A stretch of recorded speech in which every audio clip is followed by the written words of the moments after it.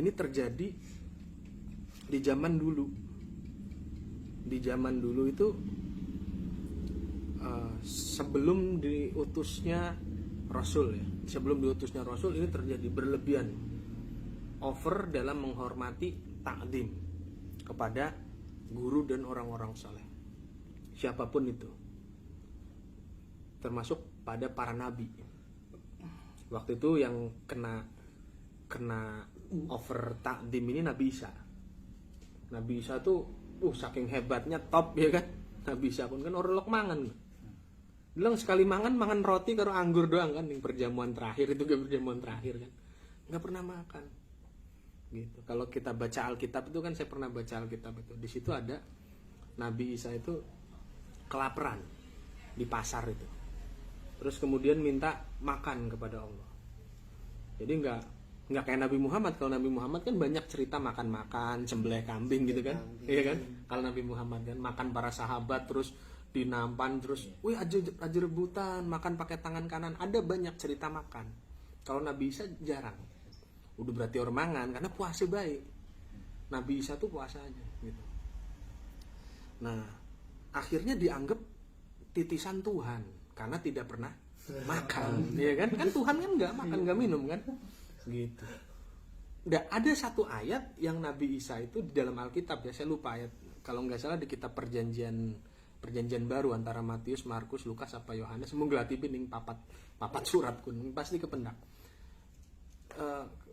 Nabi Isa tuh kelaparan di pasar itu. Terus nanti akhirnya minta kepada Allah untuk diberikan roti itu. Sama satu lagi di perjamuan terakhir. Di perjamuan terakhir itu, inilah roti, daging, inilah darahku yaitu anggur. Jadi diminum. Baru kali itu Nabi Isa makan. Sebelumnya nggak pernah terlihat makan. Jadi makannya disembah. Terus kesaktiannya tampil. Mangan orilok, kesaktiannya muncul, ngidupin orang mati, nyembuhkan penyakit lepra, penyakit kusta, nyembuhkan buta, ya kan? Bring back to the death. Kalau orang barat bilang membawa orang mati balik ke sini. Orang sakti tahu. Bisa. Makanya wajar kena takdim ini. Min takdirihim wa takdimihim. Kena pengagungan oleh orang-orang di zaman itu. Yang lagi diajar ya kan? Kan lagi diajar ya, kanan ngedelang ke murid-murid itu. Weh, guru kan sakti amat ya kan, di dalam kisah-kisahnya. Belum disembah kalau murid-muridnya makan jelas clear. Ya kan? Nanti murid-murid setelahnya tuh. Oh, ini adalah titisan Tuhan begitu. Terus siapa lagi yang dianggap kena takdim begini? Uzair ya. Uzair itu harus titisan Tuhan, nabi yang diagungkan. Ya, satu riwayat Uzair itu orang soleh, satu riwayat Uzair itu nabi. Allahu alam ya, karena kita kan nggak ketemu namanya di Al-Quran ya. Maksudnya nggak ketemu keterangannya nabi apa orang soleh, kan nggak ketemu kan. Uzair ibnullah gitu doang kalau di Quran. Ada di catatan kakinya itu di Al-Quran itu Uzair disembah oleh orang-orang Yahudi, dianggap sebagai titisan Tuhan. Terus nanti orang-orang solehnya ya lah, sebelum Lata, Uzza, Manat ada Yahud, Ya'uq, Nasr ya kan, ada 5 berhala itu yang nanti jadi Wad ya, Wad, Ya'ud,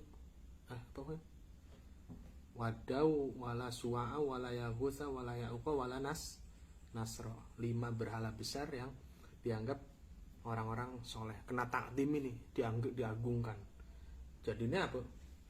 Jadinya takdim berlebihan ya menggiring kepada kemusyrikan gitu. Jadi takdim berlebihan menggiring kepada kemusyrikan. Terlalu meremehkan guru dan orang soleh menggiring kepada kekufuran.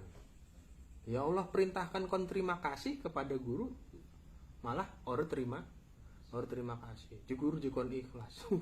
Ngajar sing ikhlas. Iya, aku ikhlas preman. Ya kan?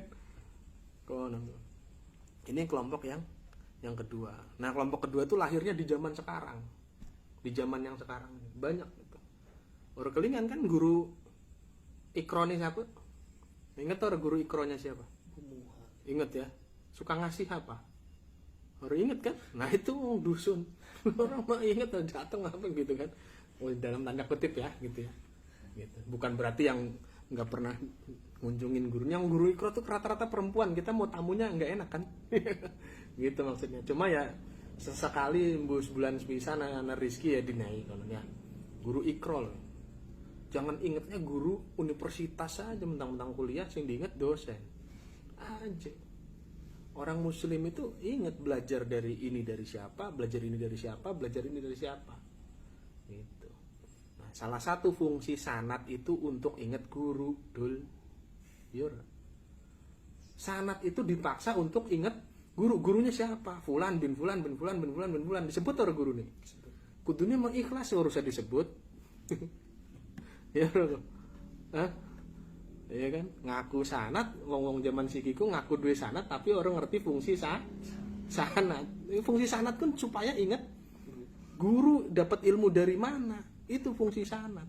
Bukan gurunya suruh ikhlas, udah ikhlas aja, guru mau udah ngajar udah aja diem, nggak usah ngaku-ngaku ilmunya dapat dari saya, sanad iku ngaku kabeh gurune sing kene, engko oleh ilmu sing kene, engko hadiskin oleh sing kene, apal sing dibae oleh konon. Makanya terakhir rawahu Bukhari. Bukhari kun ilmunya oleh sing endi? Apa Bukhari ku profesor? Profesor kan ilmu penelitian kan, ngarang sendiri. Enggak, Bukhari ngarang sendiri enggak? Oh, Imam Bukhari itu ilmunya apa? Dari mana? Dari gurunya. Gurunya dari gurunya lagi, dari gurunya lagi. Gurunya Bukhari siapa sih yang terkenal? Guru sanadnya kan Ahmad bin Hambal. Nanti Ahmad bin Hambal ke Syafi'i ke Malik ke Abu Hanifah. Terus nanti naik lagi. Waqi, Mujahid, Ibnu Abbas, Rasulullah, Malaikat Jibril, Allah. Gampang sanadnya. Ya gampang lah, mesti Kang Bukhari gampang. Masih kini mundur merasa niku inget taruh gurune siapa kan orang inget ngono kan. Pegat ning tengah jalan. Mengkote, putusnya banyak. Mengkote gitu. Itulah fungsi sanad. Kon inget jasa guru, kon inget ilmune sing sapa. Saya inget guru-guru saya inget ngambil ilmunya dari mana saya inget gitu. Dan semuanya copy paste, nggak ada yang ngarang sendiri, nggak ada. Ngarang sendiri ilmu agama orang boleh. Bukhari itu semuanya ilmunya punya siapa? Punya gurunya. Gitu. Tapi kenapa hadisnya riwayat hadis kitabnya kitab Bukhari?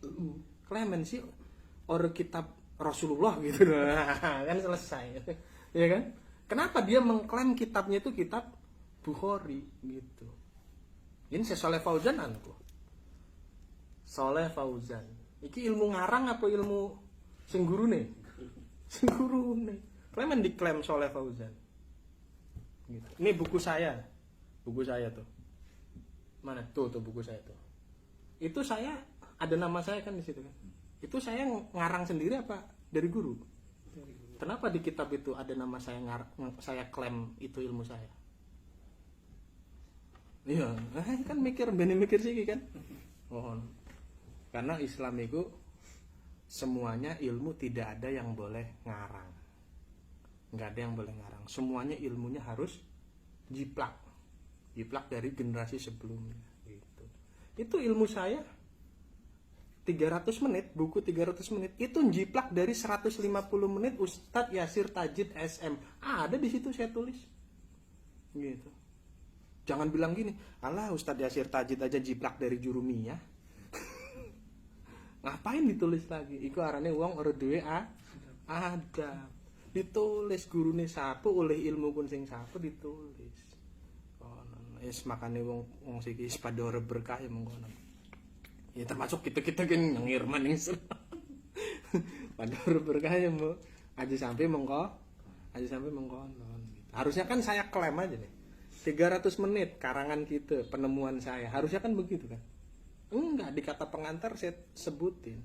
Kitab ini diadopsi dari metode 150 menit Ustadz Yasir Tajid SM yang disempurnakan dengan kekurangan-kekurangan yang saya ambil dari kitab Jurumiyah, terus kemudian dari kitab Fuad Nikmah juga ada,